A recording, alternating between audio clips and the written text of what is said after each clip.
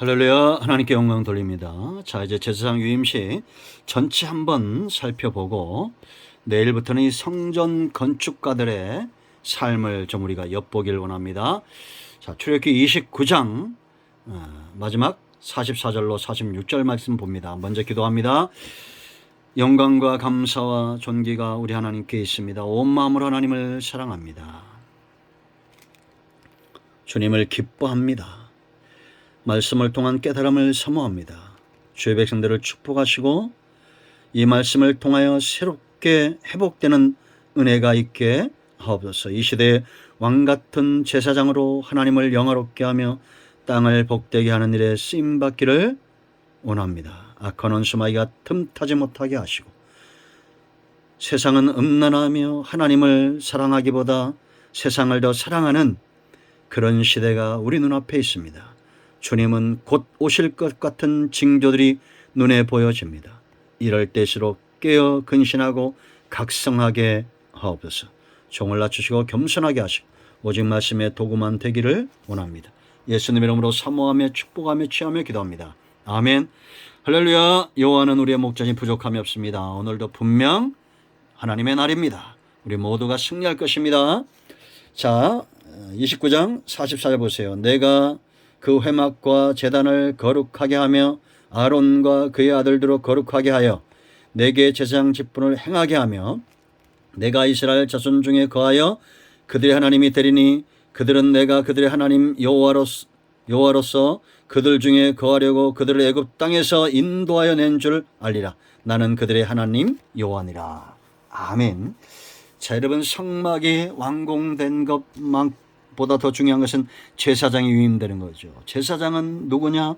1절의 대로 하나님을 섬기도록 부름받은 자들이고 이들이 하나님을 잘 섬기고 하나님이 이들을 거룩하게 구별하여 그 사명을 감당하게 할 때에 45절 46절의 대로 하나님이 그들의 하나님이 될 것이고 그들 가운데 거할 것이고 그들을 애굽에서 이끌어낸 여호와로 그들이 알게 될 것이다 라는 겁니다. 여러분, 세상에 하나님이 어디 있냐고 하는 자들이 많습니다. 말하지 않지만 여러분의 가정은 어떻습니까? 여러분 주변에 있는 사람들은 어떻습니까?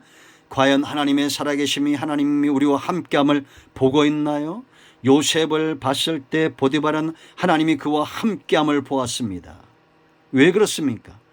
요셉이 고람되어 하나님 앞에서 하나님의 살아계심과 그 은혜와 그 축복과 그 능력의 통로가 되었기 때문이에요. 지금도 우리 가정과 이 민족에 필요한 것은 이런 제사장입니다. 하나님의 살아계심을 보일 수 있는 사람.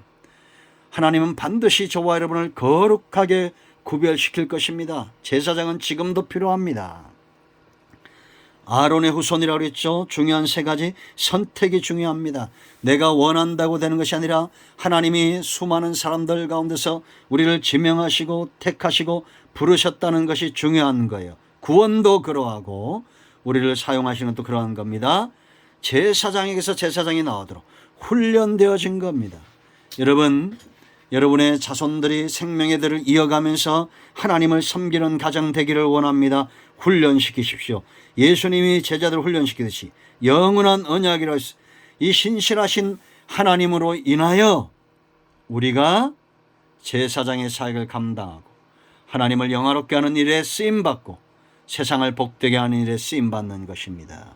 큰 두 번째, 성숙한 자라고 그랬죠.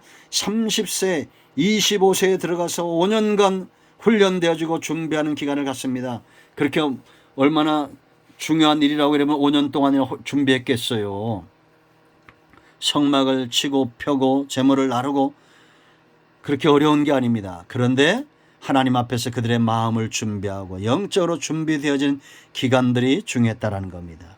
저는 이걸 체험적으로 압니다. 우리가 신학교를 가고 최소한 10년은 공부해야 되는데 그런 과정보다도 먼저 하나님 앞에서 영적으로 중심을 준비시키는 일에 더 하나님이 일하신다라는 거죠. 여러분, 어떤 사람이 성숙한 사람이 이렇게 연단된 사람들 말씀의 메인자들입니다. 말씀하심에 그대로 순종하는 겁니다. 여리고성이 언제 무너진다고 그랬습니까? 여러분, 그들이 온전히 순종할 때 무너지잖아요. 하루에 한 바퀴씩 7일째는 7바퀴를 돕니다.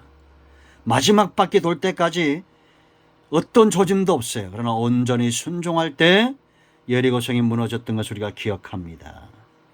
미디안을 물리쳤던 300용사도 마찬가지잖아요.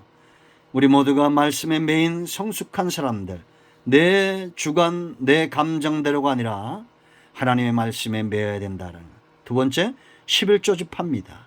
하나님께 들임이 된 자들, 이 성숙한 사람들이에요. 레위지파. 세 번째는 질서가 중요합니다.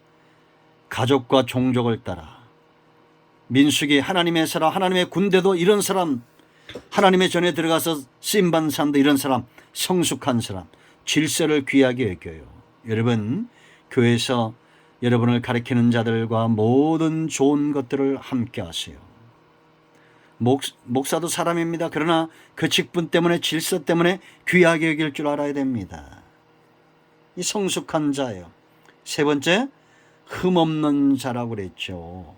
여러분, 죽음에서 자기를 구별할 줄 아는, 스스로 구별시킬 줄 아는 사람. 외모도 중요하다고 했습니다. 머리를 자르고 대머리로 밀고 하는 게 뭐 치장하는 거 이런 거 다 하지 말라는 거죠. 그런가 하면 음행, 마음을 빼앗는 것, 죄와 외모와 음행과 이런 것들, 우리의 마음에 하나님께 취할 수 있어야 됩니다. 노아처럼 술에 취하지 않고 하나님께 취한 백성들이죠. 육체 흠없는 자, 다시 말하면 밝히 봐야 됩니다. 하나님의 일하심을 밝히 보고 하나님의 일하심을, 하나님 말씀하신 것을 밝히 듣고 세상을 온전히 분별할 줄 알고 온전히 힘을 다하고 뜻을 다하고 목숨을 다하고 마음을 다할 수 있는 그런 영적인 건강을 이야기하는 거지, 하나님이 장애인들이나 이런 외적으로 좀 병 있는 자들을 하나님이 사랑치 않는다는 것은 아니다라는 걸 우리가 아셔야 됩니다. 아멘. 온전히 하나님께 매인 자들, 그런 자들이에요.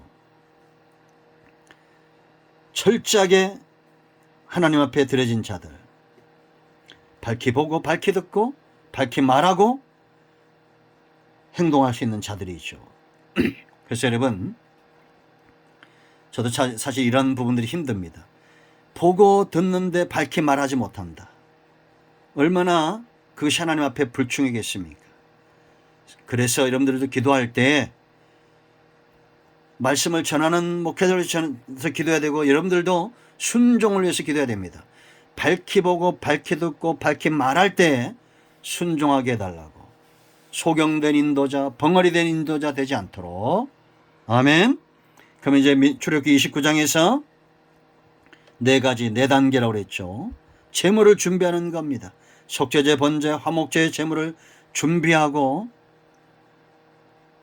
그리고 어제 제가 죄송합니다, 빠뜨린 게 있는데, 여기 보면 출애굽기 29장에서 무교병을 먹게, 우리 여러분 제가 출애굽기 하면서 많이 얘기했죠. 우리는 무교병을 먹는 겁니다. 무교병과 기름 섞은 무교 과자와 기름 바른 무교 전병, 전부 무교, 누룩 없는 거, 고운 밀가루, 이걸 준비하겠죠. 여러분, 고운 밀가루 우리가 레위기 2장에서 나오죠. 소재 제물로. 이러한 제물들이 곱게 갈아졌을 때에 기름과 유향과 소금이 잘 섞인다고 했습니다. 이런 무교병, 누룩 없는 것, 누룩은 섞이지 않고 기름과 유향과 소금이 잘 섞이는 이런 심령을 이야기한다고 그랬죠. 우리는 누룩 없는 떡을 먹는 자입니다. 성경을 그러니까 너무 재미나게만 풀려가지 말고 우리의 삶 자체가 죄가 없는 무교병, 이 이단적 사상들을 쫓지 않고 하나님이 기뻐하는 것들을 쫓도록, 어제 이 부분을 말씀드리지 않았는데 여러분 참고하세요. 그래서 여러분, 속죄제, 번제, 화목제 제물과 더불어 이러한 무교병과 무교전병과 무교과자가 준비됐다. 기름은 성령을 이야기하죠. 그래서 우리가 말씀을 대언할 때 누룩이 없는 고운 가루처럼 이 죄가 없는, 죄성이 없는 말씀들이 선포될 때 성령이 강력하게 역사한다는 겁니다. 두 번째는 물로 씻었어요. 피로 정결하게, 제물로 정결하게 되고 물로 또 정결하게 되고, 물두멍이죠. 자범죄가 해결되는 겁니다. 이들에게, 이렇게 거룩하게 된 사람들에게 옷을 입는 거예요. 더럽혀진 데 옷을 입으면 그 옷이 지저분해질 거 아닙니까? 그래서 원죄와 자범죄와 영역이 강건하게 정결케 된 다음에 옷을 입고, 우리가 이미 옷은 살펴봤습니다. 거기 관유, 기름을 부어 우리를 하나님의 사역자로 구별시키고 권위와 재능이 부어지고 성령이 내주하신다라는 겁니다. 할렐루야. 우리가 구약처럼 이렇게 행치 않지만 예수 그리스도의 보혈로 이미 이러한 것들은 더 구약 시대보다 온전케 된다. 우리가 구원받았을 뿐만 아니라 하나님이 기뻐하는 삶으로 사역자로 드려져야 될 줄로 믿습니다. 이런 모두를 축복합니다. 이제 내일부터는 이 성전 건축에 참여했던 자들의 모습을 보고 이제 출애굽기가 끝이 나고, 출애굽기가 끝이 나면 새벽 기도에 묵상하고 있는 시편의 말씀들을 이제 전하고자 합니다. 제가 지난 3년간 이제 말씀을 드리면, 지난 3년간 참 많은 고민도 있었고 3년 동안 교회에서 자면서 이 재난을 기회를 삼아서 기도하게 되고, 그래서 171명에게 말씀을, 영상을 매일같이 전했습니다. 이제 출애굽기가 끝나고 성막론이 끝나면 이 사역을 이제 조금은 다듬을 겁니다.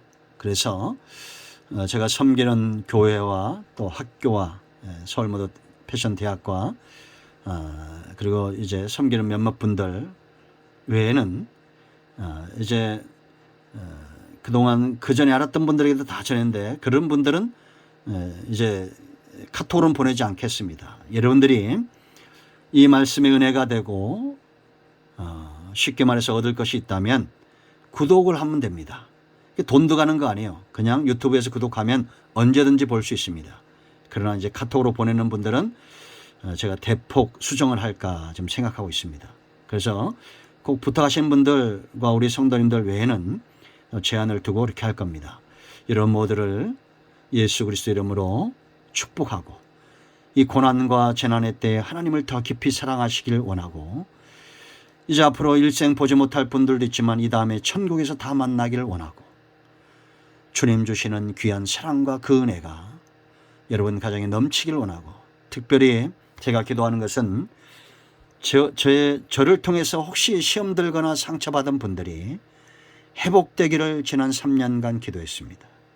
이제 제가 할 수 있는 최선의 길인 것 같아서 여러분들이 다 회복이 되고 은혜 가운데 세움받기를 다시 한번 축복합니다. 기도합니다. 예수님의 이름으로 기도합니다. 그동안 영상을 통해서 예배했던 축복했던 모든 기도의 소원대로 되기를 원합니다. 예수님의 이름으로 사모하며 축복하며 취하며 기도합니다. 아멘. 할렐루야.